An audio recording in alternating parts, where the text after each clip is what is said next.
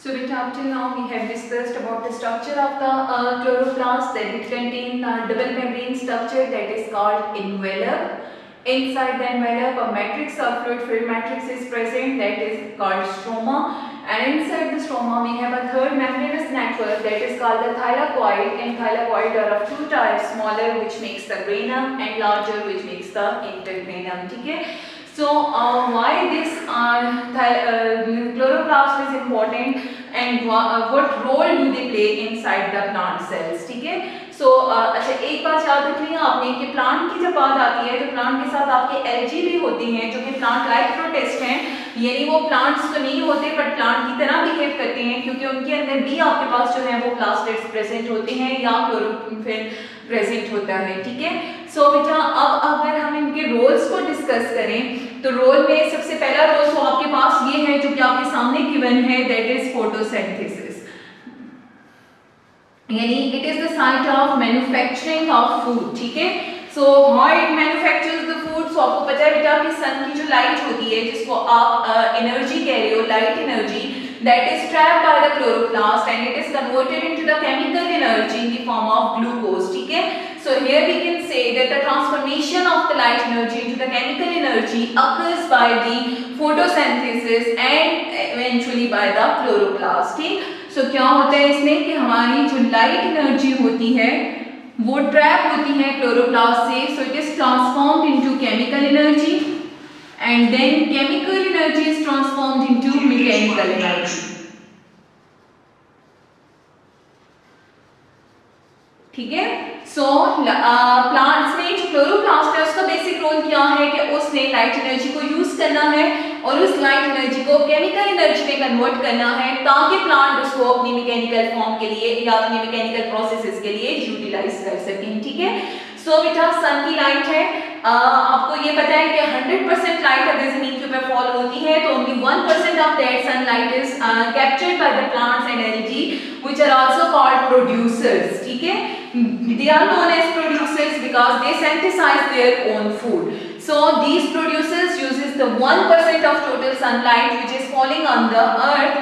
So this plant and algae uses this 1% of light, and this 1% of light in the plant and algae is captured by their chloroplast. ठीक है, so inside the chloroplast, as we have discussed, that there are the two main things inside the envelope. So first is thylakoid and the second is the stroma. ठीक है, so thylakoid beta, it is the site of light reaction, as we have discussed that the thylakoid contain a organic molecule that is called chlorophyll, and chlorophyll में आपने अभी पढ़ा था कि उसमें head and tail होती है, and its head at the porphyrin is actually responsible for the absorption of light from the environment. ठीक है, so chlorophyll will absorb the light and so carry out the light reaction, and in light reaction it forms the ATP, a source of energy, and NADPH2, and this NADPH2 contain the hydrogen from the water.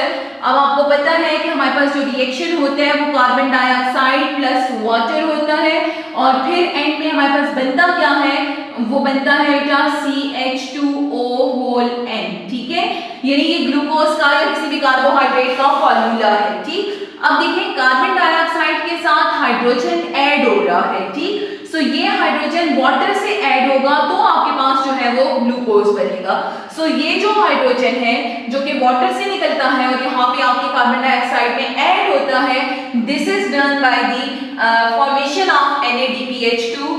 So this NADPH2 contain the hydrogen of the water and it will transfer it to the carbon dioxide for the formation of glucose. ठीक है, सो याद रखिएगा ATP energy देता है और NADP जो है वो हाइड्रोजन के साथ रिएक्ट करता है ऑफ वाटर और NADPH2 बनाता है, और ये NADPH2 जब कार्बन डाइऑक्साइड के साथ रिएक्ट करेगा तो आपको ग्लूकोज बना के देगा. ठीक है, सो लाइट रिएक्शन में हमारे पास ये दो प्रोडक्ट्स बनते हैं, जबकि जो आपका डार्क रिएक्शन होता है वो take place in the stroma. ठीक है, स्ट्रोमा के अंदर एंजाइम्स हैं. अब हमने ये पढ़ा था कि it is a proteinaceous structure. ठीक है, सो इसमें जो सबसे ज्यादा प्रोटीन्स या एंजाइम प्रेजेंट होते हैं that is Rubisco.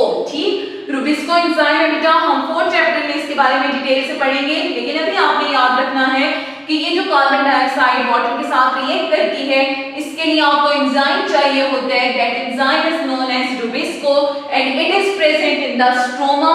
So fixation of the carbon dioxide in glucose is carried out in the stroma by an enzyme called rubisco। ठीक है, अगर rubisco thyroid के ऊपर प्रेजेंट होता तो शायद ये वाला फिक्सेशन भी वहीं पे हो जाती, but rubisco is present inside the stroma, so the process of fixation carry out in the stroma। ठीक है, so the first role of the chloroplast is photosynthesis, in which the carbon dioxide reacts with water and forms the glucose at the end. ठीक है, तो वो light और dark reaction से होके बनता है, बट फोटोसिंथेसिस के एंड में आपके पास जो केमिकल एनर्जी बन जाती है दैट इज द ग्लूकोज। ठीक, and this is the structure of glucose. Then second role इसका ये है कि it is the site of oxygen production, यानी हमारे पास जितनी भी ऑक्सीजन प्रोड्यूस होती है प्लांट के अंदर वो हम कह सकते हैं कि वो फोटोसिंथेसिस में प्रोड्यूस होती है, और चूंकि फोटोसिंथेसिस जो है वो क्लोरोप्लास्ट में होती है, तो इसलिए जो ऑक्सीजन प्रोडक्शन है वो भी यहीं पे होगी। देखिए यहाँ पे हमने कहा कि कार्बन डाइऑक्साइड के साथ हाइड्रोजन ऐड हो गया, ये तो इधर ऐड हो जाएगा, ग्लूकोज बना देगा, जबकि इसमें ये जो ऑक्सीजन रह जाती है this is sent to the environment. ठीक है, so it helps in the oxygen production, ये स्टोमेटा के थ्रू एनवायरनमेंट के अंदर रिलीज हो जाता है। ठीक है, इसके अलावा बेटा it helps in the storage. अब स्टोरेज में ये कैसे हेल्प करता है? सो अभी मैंने आपको बताया था कि inside the stoma we have a small proteinaceous bodies and these are called pyrenoids. So pyrenoids जो है वो जब ये ग्लूकोज बनता है तो उस ग्लूकोज को एक लॉन्ग चेन की फॉर्म में स्टोर कर देते हैं, that is called starch. So plants में जो शुगर स्टोर होती है वो स्टार्च की फॉर्म में होती है, so that is done inside the pyrenoid and pyrenoids are present inside the stroma. ठीक है, so these are the main functions of the chloroplast। लेकिन sometimes ऐसे भी होता है कि हमारे पास जो प्रोसेस है फोटोसिंथेसिस का वो normally dark reaction carry out ना हो सके, और उसकी बजाय जो है जब ऑक्सीजन की कंसंट्रेशन प्लांट्स में ज्यादा हो जाए तो फोटो रेस्पायरेशन हो जाए, और फोटो रेस्पायरेशन जो है वो ऑलरेडी आप लोग जो है सो डी फंक्शन इसका हो जाएगा फोटो रेस्पायरेशन। फोटो रेस्पायरेशन तब होती है जब आपके पास लेस कार्बन डाइऑक्साइड और मोर ऑक्सीजन होती है। ठीक है, सो हमारे पास जब डार्क रिएक्शन स्टार्ट होता है तो उसमें अगर कार्बन डाइऑक्साइड मौजूद नहीं है प्लांट के अंदर तो वो फोटो रेस्पायरेशन करेगा, क्योंकि उसमें ऑक्सीजन जो है वो उसके जो उसका फर्स्ट स्टार्टिंग मॉलिक्यूल होगा उसके साथ रिएक्ट करेगी। ठीक है, और आप पढ़ चुके हैं कि वो आरयूबीपी होते हैं उसके साथ ये रिएक्ट करती हैं और आपके पास जो है वो ग्लाइकोलेट बनाता है। So these are the functions of the chloroplast and above all its main function is that it imparts green color to the plants। ठीक है, अच्छा, और एक बात के एमसीक्यू अक्सर पूछा जाता है कि क्लोरोप्लास्ट कहाँ पे प्रेजेंट होते हैं? So if they are present inside the leaves then where inside the leaves of the organ they are present inside the mesophyll tissues of the leaves. ठीक है, then beta we have other types of the plastids, so these are the chromoplast and then the leucoplast। ठीक है, इनको मैंने difference की form में लिखा है, आप अलग से हेडिंग्स की फॉर्म में भी लिख सकते हैं।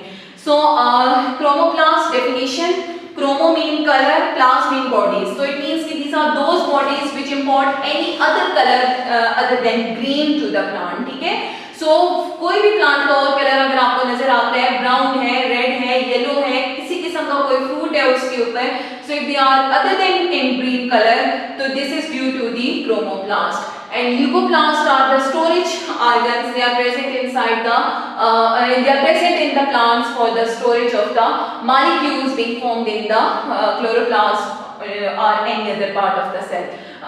Then we have colors, so as I have discussed that it can give any color or they are present in any color, so they can be yellow, orange, red, etc., brown as well। Then leucoplasts, but they are colorless। So chromoplasts are colored because they contain the pigments and these pigments are carotenoids। ठीक है, so beta these are the different pigments in its structure you can see that these are the carotenoids red वाले। ठीक है, carotenoids जो है वो accessory pigments होते हैं along with the chlorophyll in plastids। so यहाँ पे carotenoids present हैं और कौन कौन से हैं? phycoerythrin, रेड कलर देता है। फाइकोइरेथ्रिन, याद रखना है बेटा आपने, फाइकोइरेथ्रिन ये आपके पास होगा, प्लांट्स को रेड कलर देता है, यूजुअली एल्गी में प्रेजेंट होता है। ज़ेंथोफिल्स ये आपके पास येलो कलर इंपार्ट करता है। कैरोटीन्स जो है ये ऑरेंज और रेड दोनों कलर देते हैं। आगे कैरोटीन्स की टाइप्स होती हैं, और फ्यूकोजेंथिन जो है ये आपके पास प्रोड्यूस करता है ब्राउन कलर, ठीक है। सो ये आपके डिफरेंट पिगमेंट्स हैं जिनकी वजह से जो है वो क्रोमोप्लास्ट डिफरेंट कलर्स या ऑर्गेनिज्म डिफरेंट कलर को अटेन करता है, ठीक। और जबकि ल्यूकोप्लास्ट के अंदर कोई पिगमेंट प्रेजेंट नहीं होता। फिर इनकी शेप है, chromoplast are irregular in shape while the leucoplast are round, triangular और ट्यूबुलर। सो आप ये कह सकते, sorry they are regular in shape, जो क्रोमोप्लास्ट होती है they have a regular shape, ठीक है। जबकि जो आपके ल्यूकोप्लास्ट है they can be of any shape, so they can be irregular in shape, they are round, triangular and tubular, ठीक है। Then we have roles. So they impart the colors. Yes, they will impart the colors because they are the pigment containing bodies and then helps in the pollination. अब pollination में कैसे help करते हैं? क्योंकि pollination होती है flower में। अगर आपके पास ये एक फ्लावर है सपोज और यहाँ पे ये दूसरा फ्लावर है, तो इससे इंसेक्ट जब इसकी तरफ अट्रैक्ट होगा तो वो अपने साथ जो इसके ऊपर पोलन्स होंगे उनको लाके यहाँ पे शेड करेगा, वो पोलन स्टिग्मा पे जाएंगे, पॉलिनेशन करेंगे, ठीक है। So they helps in the cross pollination, okay, not in self, क्योंकि सेल्फ तो उसी प्लांट फ्लावर में होती है, ये हेल्प करते हैं क्रॉस पॉलिनेशन में। और क्यों? क्योंकि ये इंसेक्ट को अट्रैक्ट करते हैं। क्यों इंसेक्ट को अट्रैक्ट करते हैं? क्योंकि ये पेटल्स को कलर देते हैं, और जब इंसेक्ट एक फ्लावर से दूसरे फ्लावर में जाता है तो उसके साथ जो पोलन्स अटैच होते हैं वो दूसरे फ्लावर तक ट्रांसफर हो जाते हैं, ठीक। व्हाइल इनका रोल क्या है? दे helps in the storage. So these are the different types of the leucoplast which helps in the storage. First is elaioplast, so they are for this storage of lipids, or you can say simply oils, ठीक है। Then amyloplast for the storage of sugar molecules, या amylose या starch आप कह सकते हैं। amyloplast are the proteinoplast for the storage of amino acids or proteins. Now it depends upon the need of the plant, उसको किस चीज की जरूरत नहीं है उसको ये अपने अंदर स्टोर कर लेंगे until and unless plant needed that, ठीक है। Then we have occurrence, so they are present in the petals of flowers and then in the ripened fruits, while they are present in the underground parts where usually the storage take place. Then इनका structure है बेटा, so हमने एक बात discuss की थी कि जो अनडिफरेंशिएटेड प्लास्टिड्स होती हैं उनको कहा जाता है प्रोप्लास्टिड्स, ठीक है। So these proplastids will differentiate into 3 types, ठीक। सो कैसे डिफरेंशिएट होते हैं? सो उसके लिए एक डायग्राम में अपने पास ड्रॉ कर लीजिए कि यहाँ पे आपके पास एक नॉर्मल प्रोप्लास्टिड है जो कि अभी डिफरेंशिएट नहीं हुआ। याद रखिएगा डबल मेम्ब्रेन स्ट्रक्चर है और सेंटर में ये थैलाकोइड मेम्ब्रेन के पीसेस भी प्रेजेंट हैं, ठीक है। But it is not differentiated, it is undifferentiated. It can differentiate into 3 forms, ठीक है। अब कौन कौन सी 3 forms में differentiate हो सकता है, या बल्कि पहले आप इसको यूं करेंगे, it is differentiated into 2 forms. So first is Etioplast. Etioplast जो होती हैं ये वो प्रोप्लास्टिड होती हैं जिनमें प्रिकर्सर्स होते हैं एक्चुअली ये क्लोरोफिल के, यानी इनके अंदर क्लोरोफिल बनना स्टार्ट हो जाता है, ठीक है। और दूसरे आपके पास है leucoplast.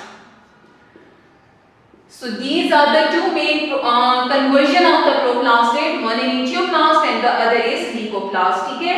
Then Etioplast will be converted as it will be starting to form chlorophyll, so it will be converted into chloroplast, जो आपको पता है कि ग्रीन कलर इंपोर्ट करता है। और ल्यूकोप्लास्ट की भी आपने 3 टाइप्स पढ़ी हैं, it can be converted into any 3 type. वो कौन कौन सी हो सकती हैं? इलायोप्लास्ट, एमाइलोप्लास्ट या प्रोटीनोप्लास्ट, ठीक है। सो इनमें से कोई भी तीनों टाइप्स जो है वो हो सकती हैं। एमाइलोप्लास्ट को ही प्रोटीनोप्लास्ट भी कहते हैं, ठीक है ना। सो ये ल्यूकोप्लास्ट इन 3 टाइप्स में डिफरेंशिएट हो गया। अब जो मेन है हमारे पास वो है क्लोरोप्लास्ट। सो क्लोरोप्लास्ट स्ट्रेस कंडीशन के अंदर, याद रखिएगा कंडीशन आपके पास है स्ट्रेस, किसी भी किस्म की स्ट्रेस मिलती है तो ये कन्वर्ट हो जाएगा क्रोमोप्लास्ट में।